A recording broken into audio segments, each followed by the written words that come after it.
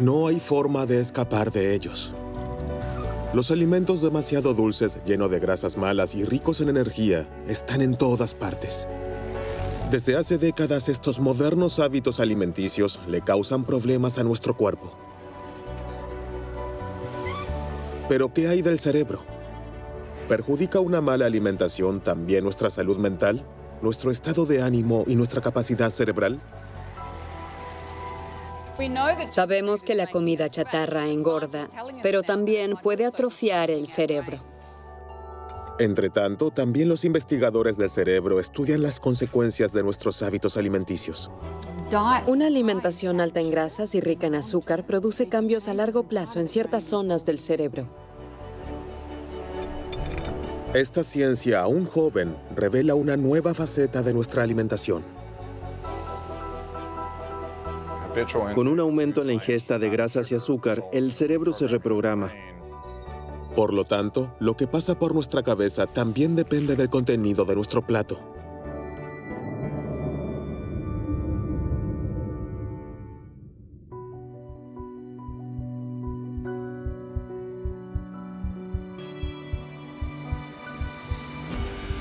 Todo comienza con las primeras comidas, antes del nacimiento.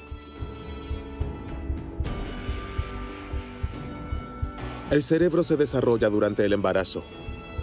Su posterior rendimiento depende de la forma en que se alimente, de lo que ha comido la madre durante los 9 meses.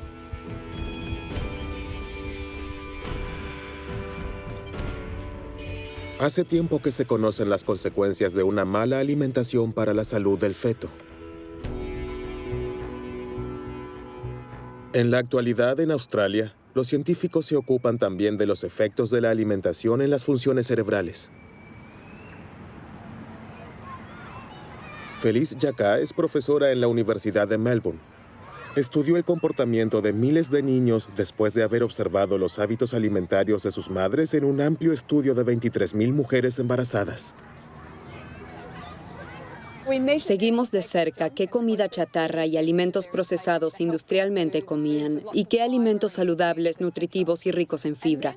Luego examinamos la salud emocional de los niños de 18 meses a 5 años. Por supuesto, también se tuvieron en cuenta factores como el nivel de formación, los ingresos, la salud mental de la madre y el estilo de la educación. El resultado fue evidente. Las madres que consumieron más comida chatarra y alimentos procesados industrialmente, como refrescos dulces, refrigerios salados, pasteles y galletas durante el embarazo, tuvieron hijos más propensos a la agresión y las rabietas. Esta preocupante correlación sugiere que la alimentación de la madre afecta la salud mental del niño. Esto aún no se ha probado a nivel biológico, pero Felice Jacka ya está convencida de ello. Este amplio estudio noruego mostró que la alimentación de los niños también es importante, independientemente de lo que haya comido la madre. Los niños que comían demasiada comida chatarra y muy poca comida saludable a menudo mostraban un comportamiento furioso o agresivo, pero también dolor, miedo, inquietud y pesadillas. Desde entonces, las conclusiones de Felice Jacka han sido confirmadas por estudios en España, los Países Bajos y Canadá. Los investigadores del cerebro ven la causa en una ingesta excesiva de azúcar y grasas, pero también en una alimentación desequilibrada. Los alimentos procesados industrialmente y la comida chatarra, que a menudo carecen de nutrientes, no proporcionan lo que necesita el cuerpo, y especialmente las neuronas. En este laboratorio de la Universidad de Burdeos, los científicos están investigando los efectos de la alimentación incompleta en el cerebro de ratones.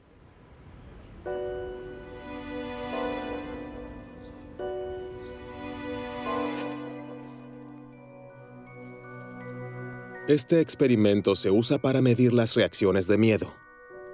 El animal tiene la opción de poder explorar la parte iluminada o esconderse en la sombra. Por lo general, el ratón siempre se toma el tiempo para explorar el área iluminada. Sin embargo, este ratón tuvo que prescindir de los ácidos grasos omega 3 durante su desarrollo. Estas son las grasas buenas, que se conocen principalmente por su influencia positiva en el corazón y las arterias. En lugar de explorar sus alrededores, el ratón se retira a un rincón oscuro que no abandona más. Está estresado y asustado. El experimento se repitió muchas veces con decenas de ratones. Para los investigadores, este extraño comportamiento se explica fácilmente. Sin ácidos grasos omega 3, el cerebro no puede desarrollarse ni funcionar normalmente, ya que nuestras células grises se componen de un 90% de grasa que el cerebro no puede producir por sí mismo. En el cerebro se encuentran junto al tejido graso las mayores cantidades de ácidos grasos poliinsaturados. Estos ácidos grasos son indispensables y como el organismo no puede producirlos por sí mismo, tenemos que ingerirlos con nuestra comida. El pescado graso, las entrañas, los aceites vegetales, las semillas y los frutos secos han sido desde hace mucho tiempo los que más aportan omega 3 a los seres humanos. Pero estos alimentos se han vuelto poco frecuentes en las cocinas de los países industrializados. La cantidad de ácidos grasos omega 3 que llega al cerebro es clave para el desempeño de sus células, pues a medida que las membranas absorben estos ácidos grasos, mejoran sus propiedades eléctricas. Las neuronas que son ricas en ácidos grasos omega 3 transmiten la señal más rápido y la red es más eficaz. En el caso de deficiencia de ácidos grasos omega 3, el funcionamiento del cerebro puede verse afectado. Grandes sectores de la población muestran una deficiencia en ácidos grasos omega 3. Por eso es importante asegurarse de una ingesta suficiente, especialmente en ciertas etapas como durante el desarrollo, cuando el cerebro necesita grandes cantidades de estos ácidos grasos. Esto también cuenta en la adolescencia, porque en esta etapa los hábitos alimenticios cambian a menudo. También en la vejez, cuando el cerebro absorbe menos los ácidos grasos omega 3, se debe aumentar la ingesta. Por eso, para que el cerebro funcione a toda velocidad, deben evitarse especialmente las deficiencias en la alimentación. Pero se debe disponer de los nutrientes adecuados y la comida debe ser variada. ¿Qué le sucede a las neuronas cuando la alimentación es pobre en nutrientes y sobre todo consiste siempre en lo mismo? El hámster europeo, que estuvo extendido durante mucho tiempo aquí en las tierras bajas de Alsacia, se enfrenta exactamente a este problema. Desde los años 60 hemos observado una disminución en la población de hámsters que ahora está en peligro de extinción. Al mismo tiempo, el cultivo de maíz ha aumentado cada vez más. Carolina Vold se preguntaba si la caída de la población de hámsters podría deberse al repentino exceso de oferta de maíz. Por ello, en un experimento de laboratorio, alimentó a sus hámsters exclusivamente con este tipo de grano. Durante la temporada de apareamiento, observamos trastornos de conducta en las hembras que se manifestaron en un alto nivel de agresividad y sensibilidad al ruido.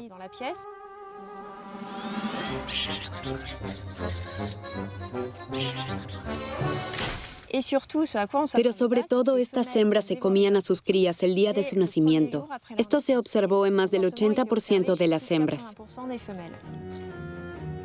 La mala alimentación es suficiente para convertir al hámster en un asesino de hijos. La causa es la falta de una simple vitamina.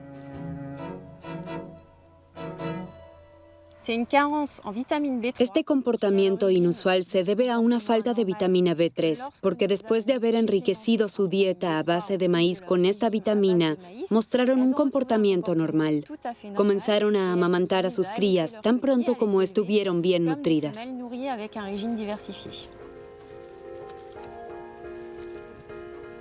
El canibalismo de los hámsters es preocupante.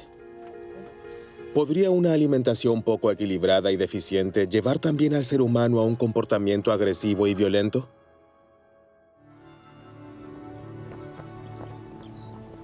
Ab Sahlberg es doctor en psicología y asesor político del Ministerio de Justicia.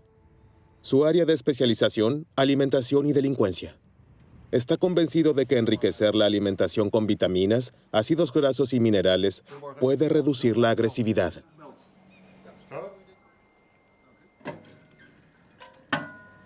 Esta hipótesis es difícil de verificar en la vida normal, porque nuestro comportamiento y nuestros impulsos están determinados por numerosos factores y circunstancias.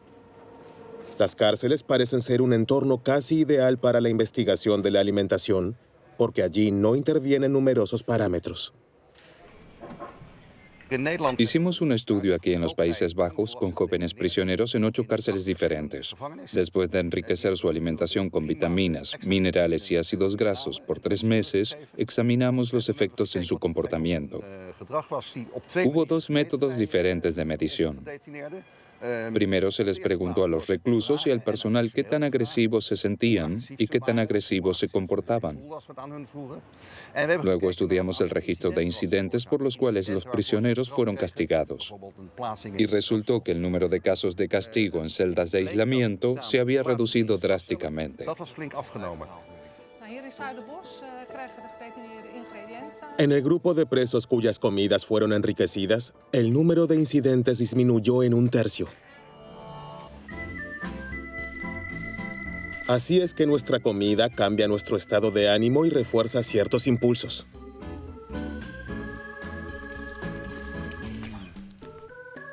Pero ¿puede la alimentación influir también en las decisiones que creemos tomar libremente?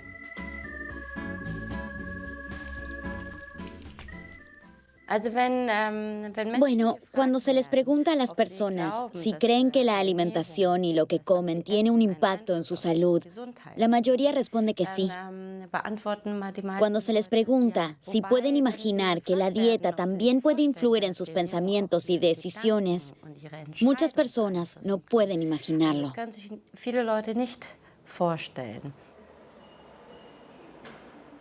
Pero eso es exactamente lo que ha demostrado por primera vez So-Yeon Park del Instituto de Psicología de la Universidad de Lübeck. Sus estudios han revelado el mecanismo por el cual la alimentación puede influenciar nuestros pensamientos. Con este fin, la investigadora desarrolló un experimento muy original. Imaginemos el siguiente dilema. El dinero sobre la mesa debe dividirse en 2 cantidades. Pero es su compañero de juego, un desconocido, quien decide esta división. Te daré 2 euros y me quedaré el resto. Si acepta esta oferta injusta, obtendrá algo de dinero, pero mucho menos que él. Si la rechaza, ambos se van con las manos vacías. ¿Qué elegiría? ¿Acepta la oferta y toma los 2 euros, aunque se sienta engañado? ¿O la rechaza y se va con las manos vacías, pero con la frente bien alta?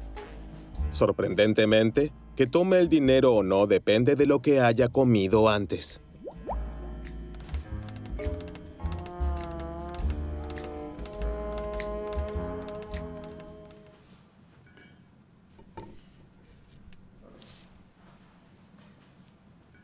En este estudio, examinamos 24 sujetos que vinieron al laboratorio 2 veces y tomaron desayunos diferentes. Y lo que descubrimos es que la misma persona tomó decisiones muy distintas dependiendo de lo que comió esa mañana. Para los sujetos de la prueba, ambos desayunos se ven iguales. Pero en realidad, uno contiene muchas más proteínas que el otro. El único parámetro que cambia es la proporción de proteínas y azúcar. Unas pocas horas después de la comida, el sujeto de prueba debe realizar varias pruebas en el ordenador. Hoy tiende a aceptar la oferta. Su interés personal pesa más que su disgusto. Será un poco más rico al final del día. La semana anterior la había rechazado a menudo y casi no ganó nada.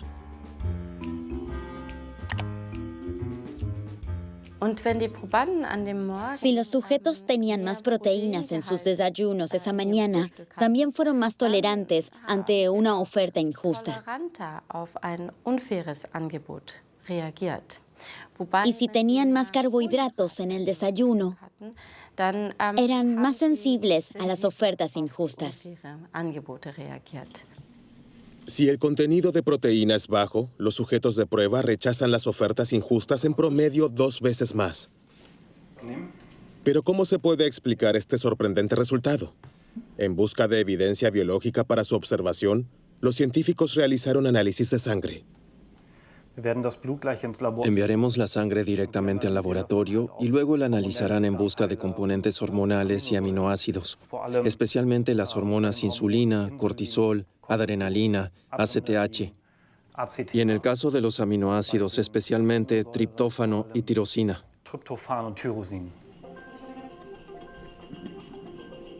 La sustancia más importante en esta lista es la tirosina.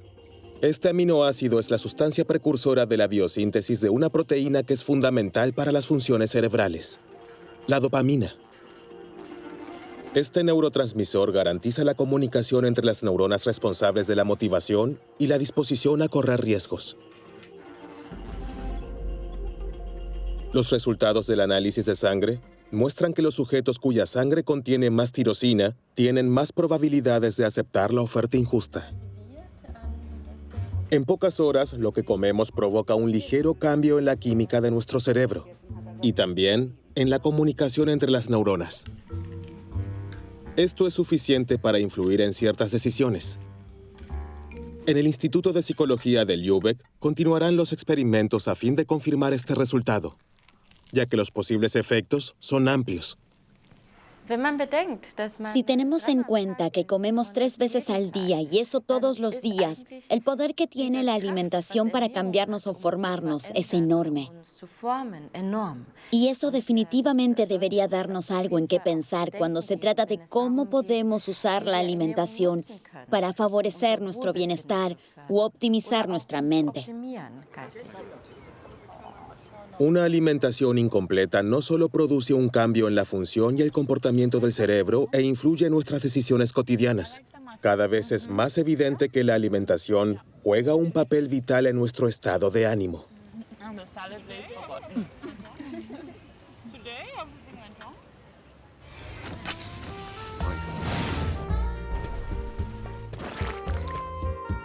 Pero ¿qué pasa con la comida chatarra rica en azúcar y grasas malas? ¿Qué pasaría si no ingiriéramos nada más que eso?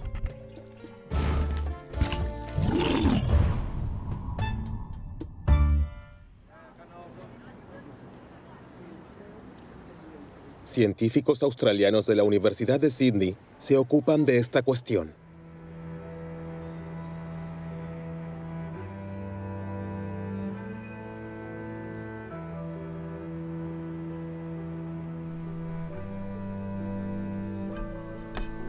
Margaret Morris dirige el único laboratorio en el mundo donde las ratas se alimentan con los alimentos producidos industrialmente que se pueden encontrar en supermercados o cadenas de comida rápida barata.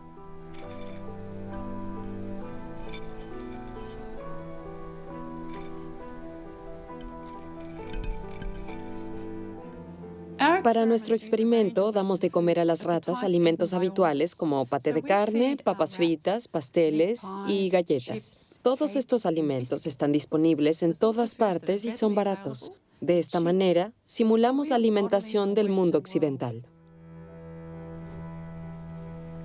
La primera consecuencia de esta alimentación, la rata come porciones el doble de grandes. El animal nunca parece estar satisfecho.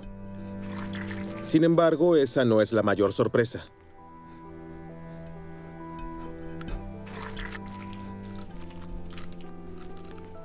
Estamos particularmente interesados en los efectos de esta alimentación en la memoria de los animales. Los medimos con la ayuda de una conocida prueba de comportamiento de reconocimiento de objetos. Para esta prueba, la investigadora coloca algunos objetos en la jaula de una rata. La rata inmediatamente comienza a inspeccionarlos porque los roedores son muy curiosos por naturaleza. Una vez que el animal ha explorado todo y ha memorizado su entorno, se aparta momentáneamente. Movemos un objeto y volvemos a colocar a la rata en la jaula.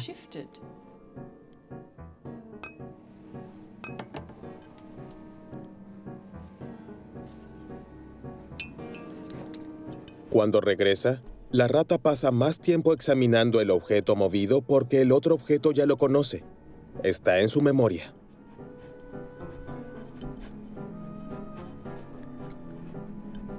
Sin embargo, las ratas sobrealimentadas muestran un comportamiento diferente. Los animales que reciben alimentos muy ricos en grasas o azucarados o ambos reconocen el objeto movido con menos frecuencia. A diferencia de las ratas sanas, dedican aproximadamente la misma cantidad de tiempo a examinar ambos objetos. Esto indica un daño en la memoria espacial.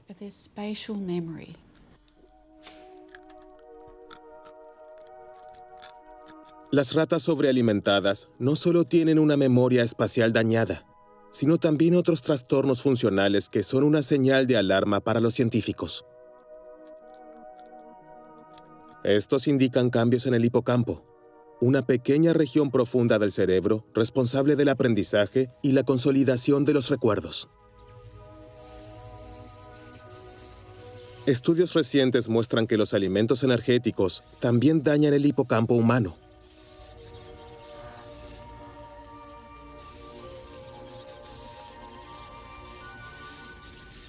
Observamos, por ejemplo, que la calidad de los alimentos afecta al tamaño del hipocampo y también al volumen de materia gris y blanca.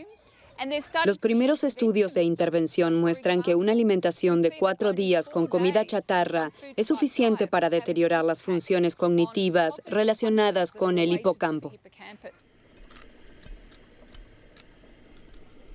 Ahora, Margaret Morris está tratando de averiguar cómo los alimentos energéticos dañan el cerebro de sus ratas y reducen su rendimiento. Tiene una hipótesis. El consumo excesivo de grasa y azúcar desencadena una reacción inflamatoria que se propaga a las neuronas.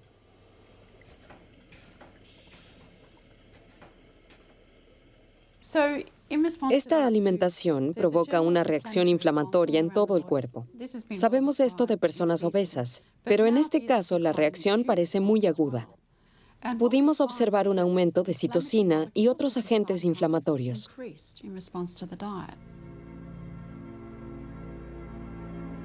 Una alimentación demasiado abundante desequilibra el sistema inmunitario. Este se defiende y desencadena una reacción inflamatoria, especialmente en el tejido adiposo. Nuestra grasa luego libera sustancias que extienden esta inflamación a todo el cuerpo. Hasta ahora, se supone que las neuronas están libres de este fenómeno porque están protegidas por la llamada barrera hematoencefálica. Esta membrana rodea los vasos sanguíneos y normalmente protege el cerebro. Creemos que esta inflamación creciente podría extenderse desde el cuerpo hasta el cerebro. Esto podría deberse a que la alimentación daña y hace permeable la barrera hematoencefálica, que de otro modo protege al cerebro de las sustancias proinflamatorias, de modo que estas sustancias se introducen en el cerebro. De esta manera, la inflamación penetra en las meninges y allí causa un fenómeno particularmente sorprendente. En su laboratorio, Sophie Laye demostró recientemente que ciertas células inmunes en el cerebro de sus ratones sobrealimentados, las células microgliales, comienzan a comerse las neuronas.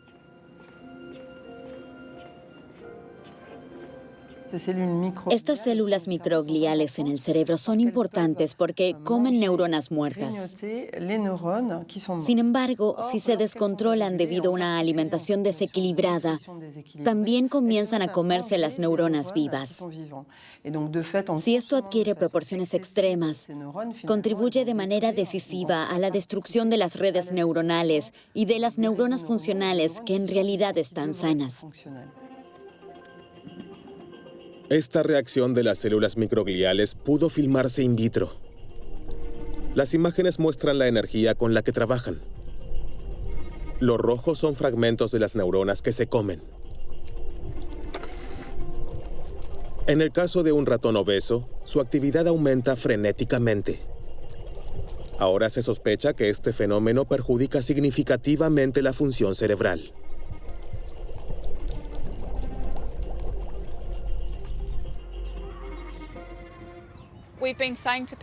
Llevamos 30 años diciéndoles a las personas, no coman estos alimentos, podrían sufrir un ataque cardíaco, cáncer o diabetes. Pero el comportamiento alimentario se ha mantenido igual. Si los consumidores ahora se enteran de que su alimentación es muy importante para la salud de su cerebro y la de sus hijos, es de esperar que estén más dispuestos a cambiar sus hábitos alimenticios.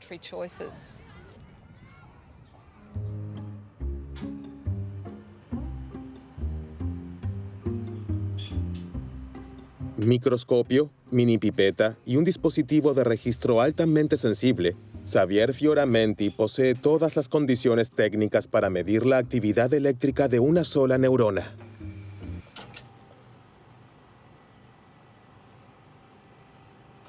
El principio es simple. El corte cerebral de un ratón se encuentra en un líquido que lo mantiene vivo.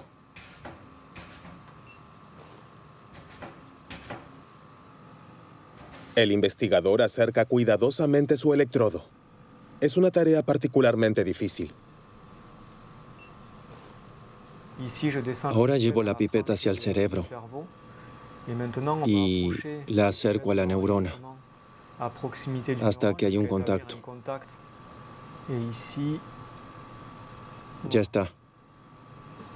Ahora mediremos la actividad eléctrica de las neuronas.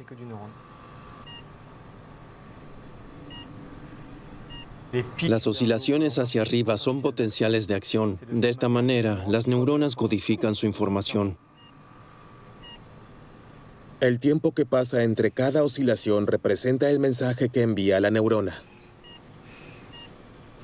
Ahora aumentaremos la concentración de glucosa en el líquido. Veamos si esta célula reacciona. Como puede observarse, esta célula reaccionó al aumentar la actividad eléctrica. El potencial de acción es más fuerte que antes de aumentar el contenido de glucosa. Esta señal es de una sola célula. Sin embargo, en el cerebro, todas las neuronas están conectadas entre sí. Los científicos suponen, por tanto, que la glucosa altera la actividad de todas las áreas del cerebro responsables de las sensaciones y el placer.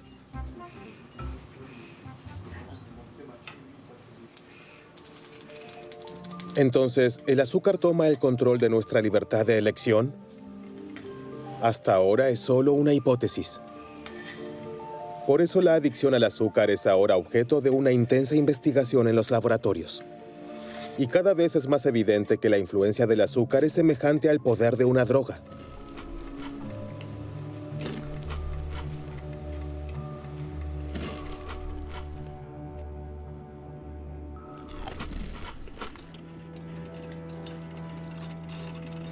Serge Ahmed fue uno de los primeros en probar esto con un experimento muy sencillo.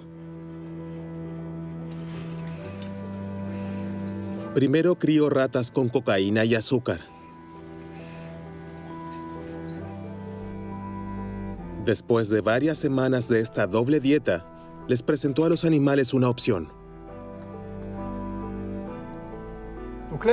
Aquí el animal puede elegir entre dos palancas. Una está conectada a una jeringa que contiene una droga líquida, una droga dura como cocaína o heroína. La otra palanca controla una segunda jeringa que contiene una bebida azucarada. Y se ve que el animal se decide por la bebida dulce.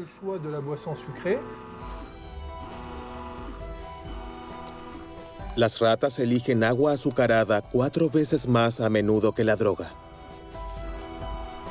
Aunque en el caso de la glucosa no hay riesgo de sobredosis, se ve claramente que el deseo no puede reprimirse. Este experimento muestra que el azúcar tiene un potencial adictivo más alto de lo que pensábamos anteriormente. Incluso puede ser más adictivo que las drogas duras como cocaína y heroína.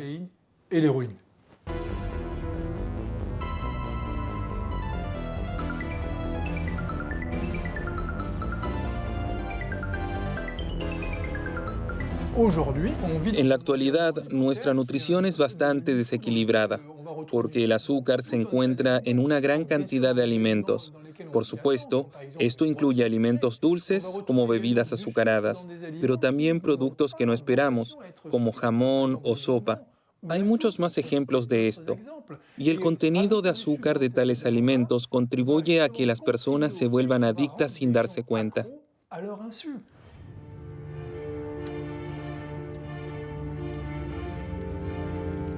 Aquí en el Oregon Research Institute se investiga el impacto de los alimentos azucarados en el cerebro humano.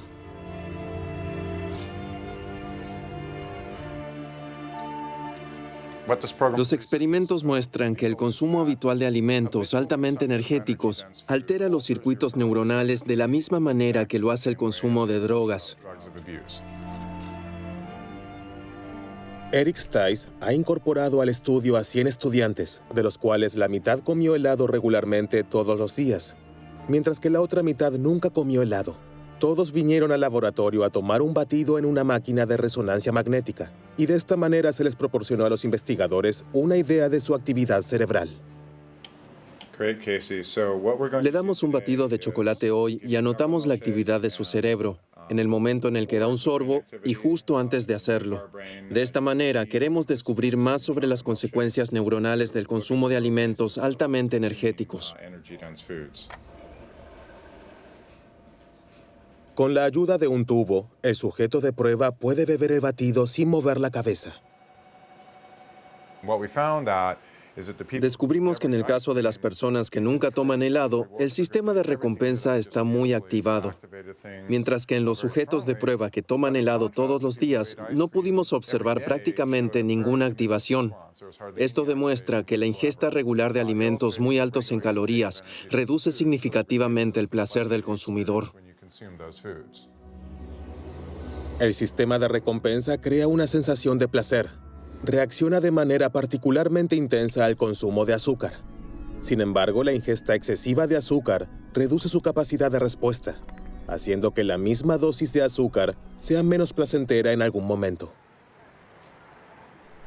Con su experimento, Eric Stice descubrió otro efecto que es más sutil y quizás incluso más peligroso. Al comer demasiado azúcar, el cerebro es hipersensible a las imágenes de alimentos.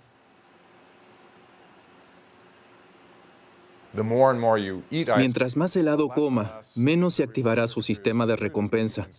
Por otro lado, reacciona mucho más intensamente a los estímulos que prometen un pronto consumo de helado, como cuando pasa con el coche por una heladería o ve un comercial en la televisión.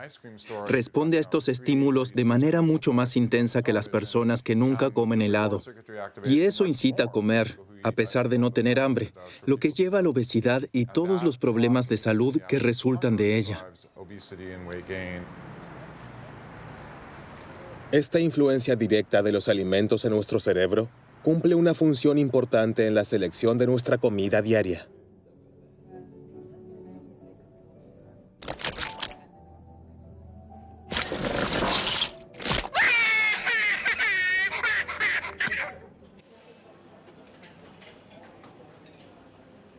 ¿Qué ocurre en el cerebro en el momento que elegimos un postre en lugar de un entremés o pescado en lugar de carne? ¿Quién mueve realmente los hilos?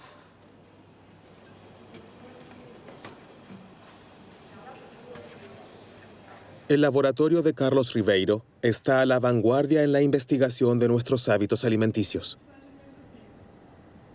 Queremos encontrar todos los componentes, todos los genes, sustancias y neuronas que influyen en nuestro comportamiento alimentario. Para esto tenemos que observar efectos muy pequeños, apenas perceptibles. Un animal muy simple, la mosca, le permite ir por nuevos caminos y probar nuevas hipótesis. Para comprender el comportamiento de alimentación de la mosca, Carlos Ribeiro ha desarrollado un dispositivo con el que puede seguir en detalle las decisiones del insecto. Si la mosca toca la comida, podemos medirla aquí con este sensor. Este es el mismo sensor que también detecta el tacto en la pantalla de tabletas o teléfonos inteligentes. Solo que aquí no se toca la pantalla, sino la comida. De esta manera, podemos ver exactamente si la mosca opta por proteínas o por azúcar. Pero también investigamos cómo come, en qué cantidades, con qué rapidez y con qué frecuencia. Analizamos en detalle sus decisiones que son controladas por el cerebro. Con la ayuda de esta técnica, ha demostrado que la mala alimentación tiene una influencia decisiva en el comportamiento alimentario. Por supuesto, las moscas que han sido privadas de proteínas elegirán alimentos ricos en proteínas. Sin embargo, observando más de cerca, descubrió que este no es siempre el caso. A veces teníamos moscas que no mostraban un fuerte apetito por las proteínas. Quisimos encontrar la razón y comprobamos que las moscas que no estaban interesadas en las proteínas tenían ciertas bacterias intestinales. Después de numerosos experimentos, quedó claro que el apetito por las proteínas de las moscas fue inhibido por dos bacterias intestinales muy específicas. Estas dos bacterias tienen un gran impacto en sus decisiones alimentarias.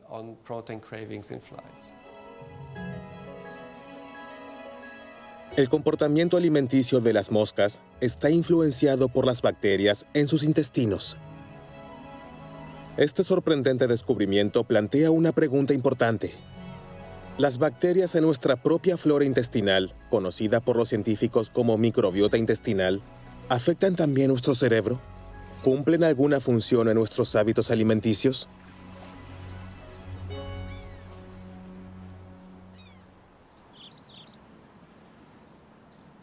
En la Universidad de Cork, en Irlanda, John Cryan es pionero en el estudio de la microbiota intestinal. Logró demostrar que las bacterias intestinales también influyen en ciertos comportamientos de los mamíferos.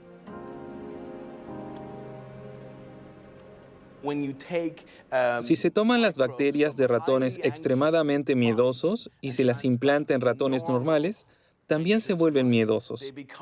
Esto también se aplica al revés. Con las bacterias de los ratones normales, se puede normalizar el nivel de estrés de los ratones miedosos.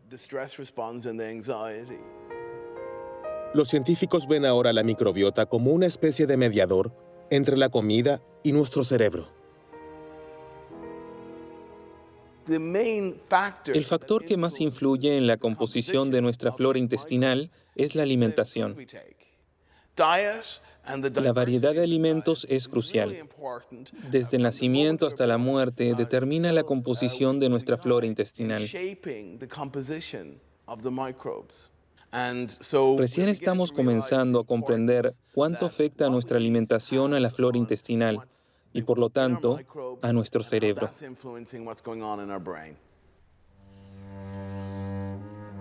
El hecho de que nos sintamos bien depende, entre otras cosas, del bienestar de nuestra microbiota.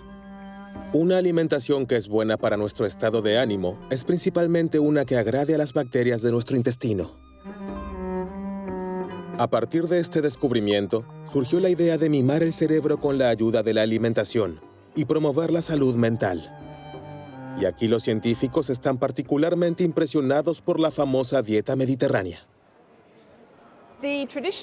La cocina mediterránea tradicional es muy rica en alimentos vegetales, muchos tipos diferentes de lechuga y verduras de diferentes colores, pero también frutas. Las legumbres, es decir, frijoles, lentejas y garbanzos, también son muy importantes. También hay frutos secos y granos, pescado y, por supuesto, aceite de oliva. El aceite de oliva es una parte muy importante de la dieta mediterránea. Creemos que esta amplia diversidad también conduce a una gran variedad de bacterias en nuestros intestinos. Y esta diversidad de la flora intestinal, a su vez, garantiza una buena salud.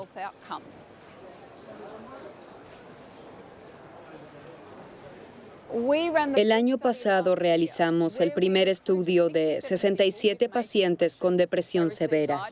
Recibieron ayuda de un nutricionista durante 3 meses. Al final los examinamos nuevamente y descubrimos que su cambio de alimentación estaba acompañado de una mejora en la depresión. Cuanto más estrictamente siguieron la dieta mediterránea, mejor se sintieron.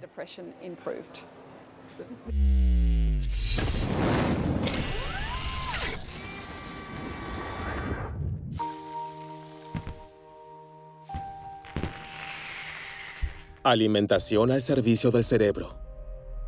Esta idea se está imponiendo cada vez más. Los científicos ahora están siguiendo todas las pistas.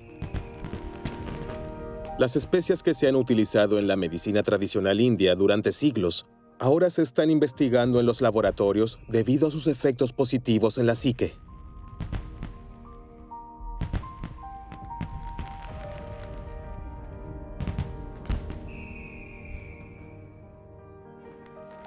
Los frutos rojos también despiertan grandes expectativas. Los polifenoles que contienen son capaces de reactivar las neuronas dañadas.